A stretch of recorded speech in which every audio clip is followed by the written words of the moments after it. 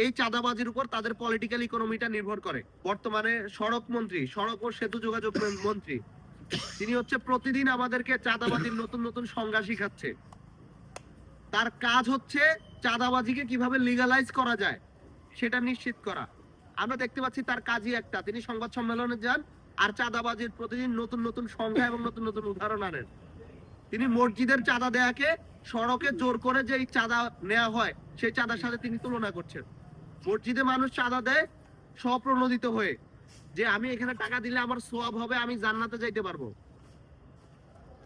কিন্তু তারা যে সড়কে বিভিন্ন রশিদের মাধ্যমে যে জোর করে যে চাঁদা নেওয়া হয় পরিবহন শ্রমিকদের কাছ থেকে, সেই সেই চাঁদাবাজিকে লিগালাইজ করার জন্য তারা উঠে পড়ে লেগেছে। কারণ আমরা জানি এই চাঁদাবাজির উপর তাদের পলিটিক্যাল ইকোনমিটা নির্ভর করে। তারা যে প্রতিষ্ঠাকালীন সময় থেকে তারা যে পলিটিক্যাল ইকোনমিটা ঠিক করেছিল চাঁদাবাজির উপর, সেই পলিটিক্যাল ইকোনমিটা এখনো আছে, এবং যার কারণে তাদেরকে এই চাঁদাবাজি রাষ্ট্রের একটা মন্ত্রীর মতো জায়গায় থেকে তাদেরকে এটা লিগালাইজ করা লাগে।